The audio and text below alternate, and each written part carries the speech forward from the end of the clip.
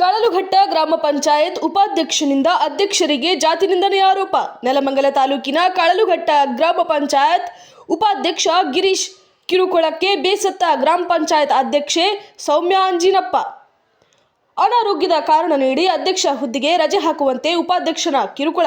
ರಜೆ ಹಾಕದಿದ್ದಾಗ ಜಾತಿ ನಿಂದನೆ ಮಾಡಿ ಬೆದರಿಕೆ ಹಾಕಿರುವ ಆರೋಪ.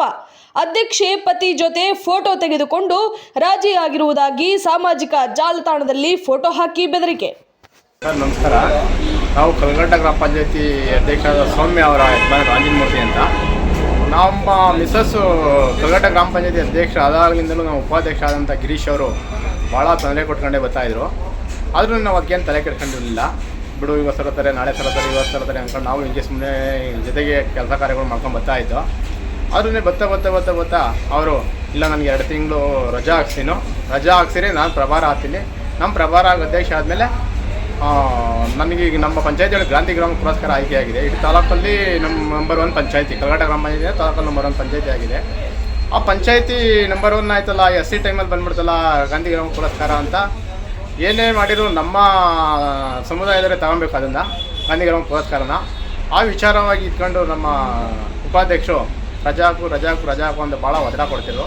ನಾವು ಆಗದೇ ಇದ್ದಾಗ ಅವರು ನಮಗೆ ಬೆದರಿಕೆ ಹಾಕೋ ಶುರು ಮಾಡಿದ್ರು. ಹೆಂಗೆ ಇಳಿಸ್ಬೇಕು, ನಿಮ್ಮನ್ನ ಏನು ಮಾಡಬೇಕು ಅಂತ.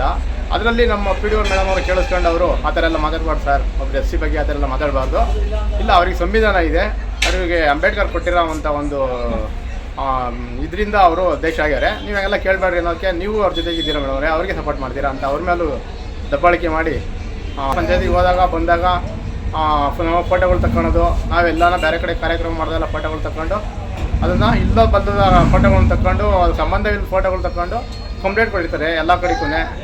ಆ ಕಂಪ್ಲೇಂಟ್ ಕೊಟ್ಬಿಟ್ಟು ನೋಡಿ ಅಧ್ಯಕ್ಷರ ಅಧಿಕಾರ ದುರುಪಯೋಗ, ಹೆಂಡತಿ ಅಧ್ಯಕ್ಷರಾಗಿ ಗಂಡ ದುರುಪಯೋಗ ಮಾಡ್ತಾನೆ ಅಂತ ಎಲ್ಲ ಕಡೆ ಕಂಪ್ಲೇಂಟ್ ಕೊಟ್ಟಿದ್ದಾರೆ.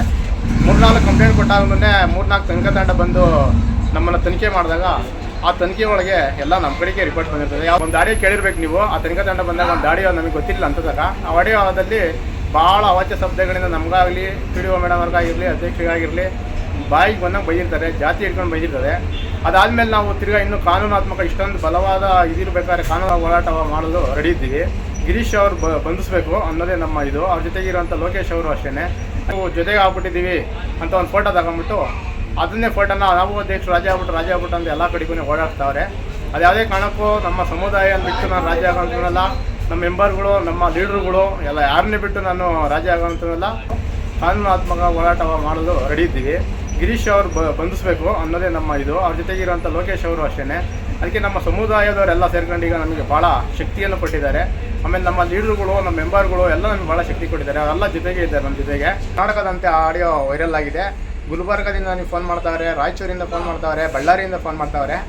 ಹಂಗಾಗಿ ಈಗ ನಮ್ಮ ಸಮುದಾಯದವರು ಎಲ್ಲೆಲ್ಲವರು ಅವರೆಲ್ಲ ಕಡೆಗೆ ಕಂಪ್ಲೇಂಟ್ ಕೊಡಬೇಕು ಅಂತ ಎಲ್ಲ ಕಡೆಗೂ ಓಡಾಡ್ತಾವ್ರೆ. ಕಂಪ್ಲೇಂಟ್ ಕೆಲವು ಸ್ಟೇಷನ್ಗಳು ಕೊಟ್ಟು ಇರ್ತಾರೆ.